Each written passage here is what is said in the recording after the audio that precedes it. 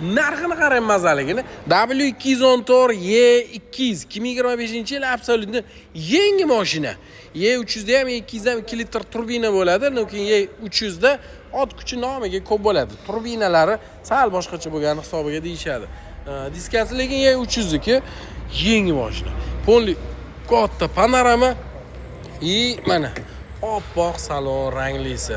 Narxi вообще maza bo'ladi. Qora shpon yog'och detallari qora, salon rangi oq, rullar takoy sensorli, hyper screen va head-up yo'q.